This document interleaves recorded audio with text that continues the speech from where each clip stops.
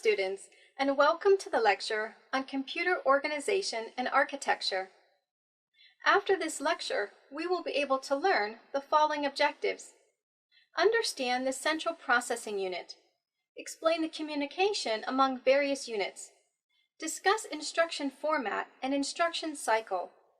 Describe the instruction set and components inside a computer. Explain data representation in a computer. Understand coding schemes in a computer. Let's start with the introduction of computer organization and architecture. The components from which computers are built is computer organization. In contrast, computer architecture is the science of integrating those components to achieve a level of functionality and performance. It's as if computer organization examines the lumber, bricks, nails, and other building material, while computer architecture looks at the design of the house. At each level, the designer is concerned with structure and function. Structure, the way in which the components are interrelated. Function, the operation of each individual component as part of the structure. Now we will study the Central Processing Unit, or CPU. The CPU is the primary component of a computer that processes instructions. It runs the operating system and applications, constantly receiving input from the user or active software programs. It processes the data and produces output, which may store or be stored by an application or displayed on the screen. What is the CPU? CPU is the Central Processing Unit. Everyone know that, so I'm not talking about it. So let's move to other slide. CPU used in your computer, your calculator, your mobile phone, car, toys, and lot of components. And in the CPU have main three parts. Okay, the first one is the CPU, that means the control unit. The second one is the ALU, that means the arithmetic logic unit. The third one is the memory. Let's talk about each and everything, what is happening and what are these. ALU is done a lot of calculating. That is the part of doing the calculation, every single calculation in your CPU. And the registry and the cache, that is in the memory. The memory location built right into your chipset in CPU chipset, and it is really fast. It's not like your DDR2, DDR3 memory. It's really fast, but the capacity is too low. Capacities around cache is around 2 MB. Some they are 12 MB, but 2 MB. Now the newer i3 processors having 256K. So in the CPU is control every single thing in your computer, like the input devices, output devices, everything is controlled by the CPU. The processors, most of people know about the processors, the AMD and the Intel. There are other processor types like Apple G4 processor and Motorola processors, and there are some other processors. They are not really famous, but like a VIA, but I'm not including that. So that's it. You don't want to worry about it. Just you want to remember about the three part about that: the LU, CU, and the memory. That is the thing you have to remember. There are three major parts of the CPU: Arithmetic Logic Unit, or ALU, Register Set, Control Unit. Arithmetic Logic Unit. An arithmetic logic unit, ALU, is a digital circuit that performs arithmetic and logical operations. The ALU is a fundamental building block of the central processing unit of a computer, and even the simplest microprocessors contain one for purposes such as maintaining timers. Registers. Registers are temporary storage areas for instructions of data. They are not part of the memory. Rather, they are special additional storage locations that offer the advantage of speed. Registers work under the direction of the control unit to accept, hold, and transfer instructions or data and perform arithmetic or logical comparisons at high speed. The control unit uses a data storage register, the way a store owner uses a cash register, as a temporary, convenient place to store what is used in transactions. Computers usually assign special roles to certain registers. An accumulator, which collects the result of computations. An address register, which keeps track of where a given instruction or piece of data is stored in memory. Each storage location in memory is identified by an address, just as each house on a street has an address. A storage register, which temporarily holds data taken from or about to be sent to memory. A general purpose register, which is used for several functions. Control unit, or CU. The control unit is that portion of the processor that actually causes things to happen. The control unit issues control signals external to the processor to cause data exchange with memory and I/O modules. The control unit also issues control signals internal to the processor to move data between registers, to cause the ALU to perform a specified function, and to regulate other internal operations. Input to the control unit consists of the instruction register, flags, and control signals from external sources, for example, interrupt signals. System bus. A bus is a communication pathway connecting two or more devices. A key characteristic of a bus is that it is a shared transmission medium. Multiple devices connect to the bus, and a signal transmitted by any one device is available for reception by all other devices attached to the bus. If two devices transmit during the same time period, their signals will overlap and become garbled. Thus, only one device at a time can successfully transmit. Main memory unit. Memory is that part of the computer which holds data and instructions for processing. Logically, it's an integral component of the CPU, but physically it's a separate part placed on the computer's motherboard. Memory stores program instructions or data for only as long as the program they pertain to is in operation. The CPU accesses the main memory in a random manner. That is, the CPU can access any location of this memory to either read information from it or store information in it. The primary memory is of two types: random access memory, or RAM, read-only memory, or ROM, cache memory. It is a small, fast memory that is inserted between the larger, slower main memory and the processor. It holds the currently active segments of a program and their data. Types of cache memory. The cache memory is of two types.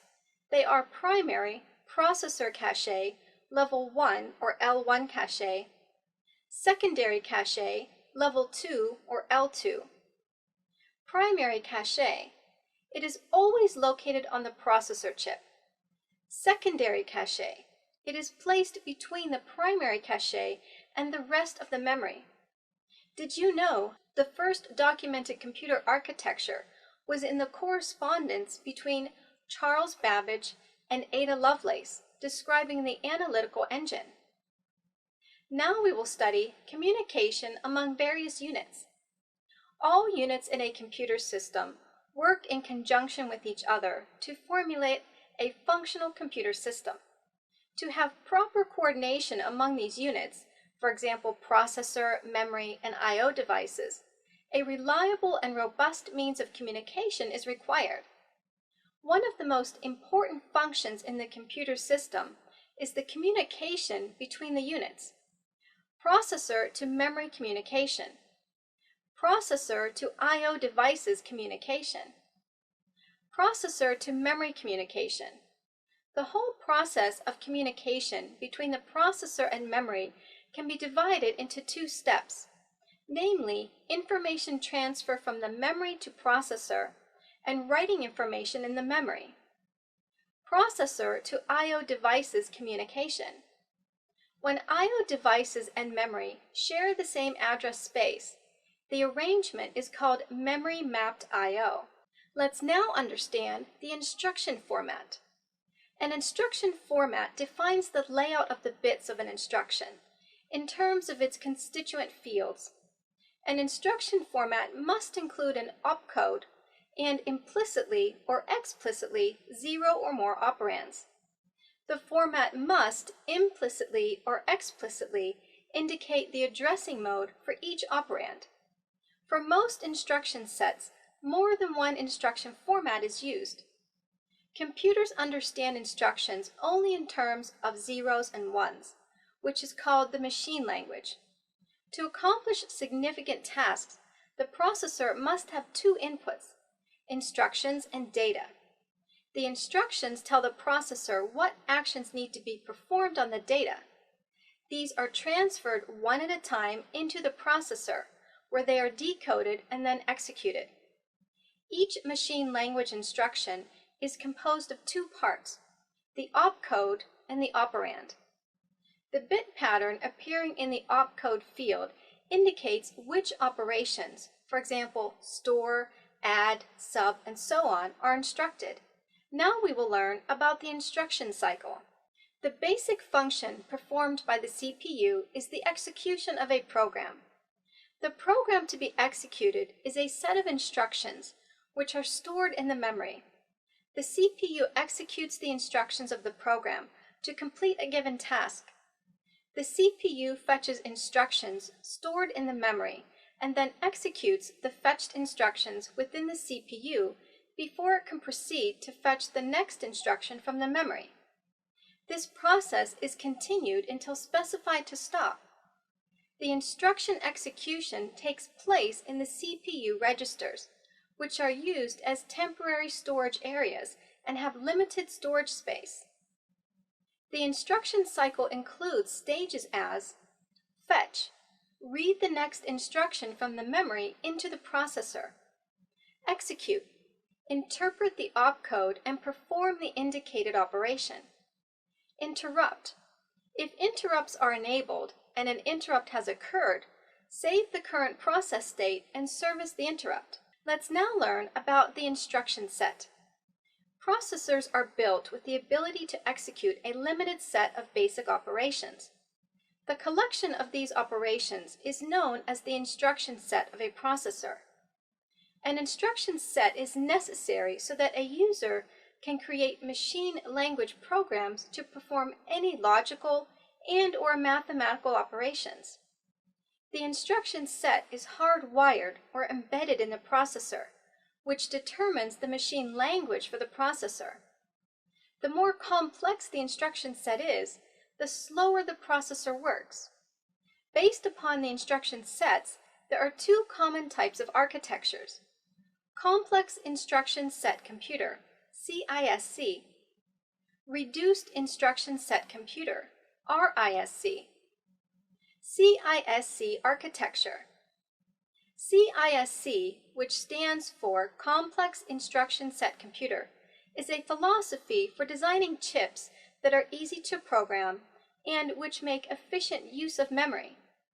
Each instruction in a CISC instruction might perform a series of operations inside the processor. This reduces the number of instructions required to implement a given program and allows the programmer to learn a small but flexible set of instructions. RISC architecture.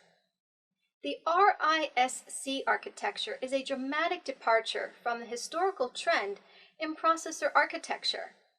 An analysis of the RISC architecture brings into focus many of the important issues in computer organization and architecture. Although RISC systems have been defined and designed in a variety of ways by different groups, the key elements shared by most designs are these: a large number of general-purpose registers, and/or the use of compiler technology to optimize register usage, a limited and simple instruction set, an emphasis on optimizing the instruction pipeline. Now let's take a look at what is inside a computer. Computing machines are complex devices made from numerous electronic components. Many of these components are small, sensitive, expensive, and operate with other components to provide better performance to the computing machines. Therefore, to better ensure a performance and increase the life of these components, they are placed inside a metal enclosure called the system case or cabinet. The system case is a metal and plastic box that houses the main components of the computer. It protects electronics hardware against the heat, light, temperature, etc. It serves important roles in the functioning of a properly designed and well-built computer. Several areas where the system case plays an important role are structure. The system case provides a rigid structural framework to the components, which ensures that everything fits together and works in a well-organized manner. Protection. The system case protects the inside of the system from physical damage and electrical interference. Cooling. The case provides a cooling system to the vital components. Components that run under cool temperature last longer and are less troublesome. Organization and expandability. The system case is a key to the organization of physical systems. If a system case is poorly designed, upgradation or expansion of a peripheral is limited. Status display. The system case contains lights or LEDs that provide varied information pertaining to the working of the system to the user. Power supply, SMPS. All electronic systems and equipment, regardless of their size or function, have one thing in common. They all need a power supply unit, or PSU, that converts input voltage into a voltage or voltages suitable for their circuits. The most common type of today's PSU is the switch mode power supply, SMPS. There is a wide variety of SMPS topologies and their practical implementations used by PSU manufacturers. However, they all use the same basic concepts. AC to DC converters and DC to AC converters belong to the category of switched mode power supplies. The various types of voltage regulators used in linear power supplies, or LPS, fall in the category of dissipative regulator, as they have a voltage control element, usually a transistor or Zener diode, which dissipates power equal to the voltage difference between an unregulated input voltage and a fixed supply voltage multiplied by the current flowing through it. Now we will study the motherboard. The motherboard is a printed circuit board that is the foundation of a computer, and it allows the CPU, RAM, and all other computer hardware components to function and communicate with each other. The motherboard is also known as mainboard. MOBO, M-O-B-O, which is an abbreviation, MB, which is an abbreviation, system board, or logic board. Expansion cards. An expansion card is an electronic card or board that is used to add extra functionality to a computer. It's inserted into an expansion slot on the motherboard of a computer. Expansion cards contain edge connectors that are used to create an electronic link between motherboard and card, thus enabling these two to communicate. Ribbon cables. A ribbon cable is made up of a number of wires that run alongside each other in parallel. The majority of ribbon cables are found on the inside of electronics. It's also called a multi-wire planar cable. Memory chips. It is a chip that holds programs and data either temporarily or permanently. RAM chips are the computer's temporary workspace, while flash memory chips are used like disk drives, permanent until erased. ROM and PROM chips can never be changed, while EPROMs can be modified, and also EEPROMs can be modified. Storage devices. Storage devices are the data storage devices that are used in the computers to store the data. The computer has many types of data storage devices. Some of them can be classified as the removable data storage devices, and the others as the non-removable data storage devices. Processors. A processor or microprocessor is a small chip that resides in computers and other electronic devices. Its basic job is to receive input and provide the appropriate output. While this may seem like a simple task, modern processors can handle trillions of calculations per second. Let's now learn how data is represented in a computer. Data representation refers to the methods used internally to represent information stored in a computer. Computers store lots of different types of information: numbers, text, graphics of many varieties, stills, video, animation, and sound. Memory structure in a computer. Memory consists of bits, 0 or 1. A single bit can represent 2 pieces of information, bytes, which equals 8 bits. And a single byte can represent 256. 2 times 2 times 2 times 2 times 2 times 2 times 2 times 2 equals 28 pieces of information words, which equals 2, 4, or 8 bytes. A 2-byte word can represent 2562 or 2,562 pieces of information, approximately 65,000. Binary numbers. Normally, one writes numbers using digits 0 to 9. This is called base 10.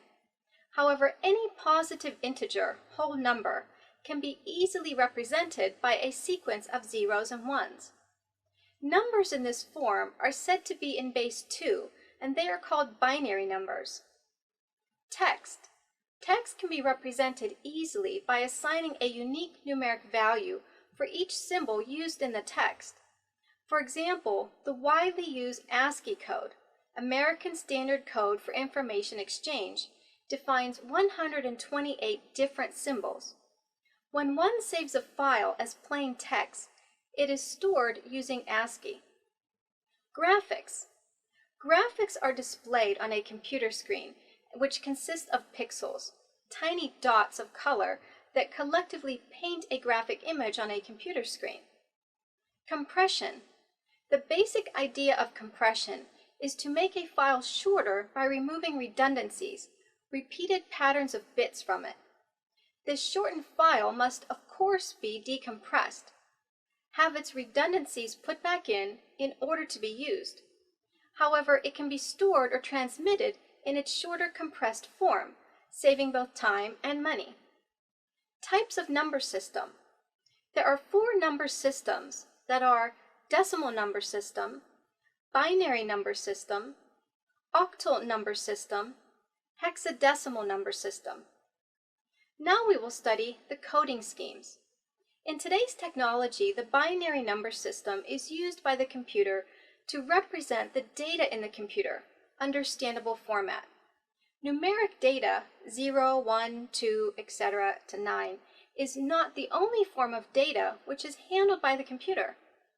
Binary coding schemes. The alphabetic data, numeric data, alphanumeric data, symbols, sound data, and video data are represented as combinations of the bits in the computer. The bits are grouped in a fixed size, such as 8 bits, 6 bits, or 4 bits. A code is made by combining bits of definite size. American Standard Code for Information Exchange Code. The standard binary code for the alphanumeric characters is the ASCII. This code was originally designed as a 7-bit code. Several computer manufacturers cooperated to develop this code for transmitting and processing data. They made use of all 8 bits, providing 256 symbols. In the ASCII, the uppercase letters are assigned codes beginning with the hexadecimal value 41 and continuing sequentially through the hexadecimal value 5A, and lowercase letters are assigned hexadecimal values of 61 through 7A. Now in the end, let us summarize what we have learned in this lecture. The CPU is the primary component of a computer that processes instructions. It runs the operating system and applications, constantly receiving input from the user or active software programs. Registers are temporary storage areas for instructions or data. They are not part of memory. Rather, they are special additional storage locations that offer the advantage of speed. The control unit is that portion of the processor that actually causes things to happen. The control unit issues control signals external to the processor to cause data exchange with memory and I/O modules. To accommodate interrupts, an interrupt cycle is added to the instruction cycle. In the interrupt cycle, the processor checks to see if any interrupts have occurred, indicated by the presence of an interrupt signal.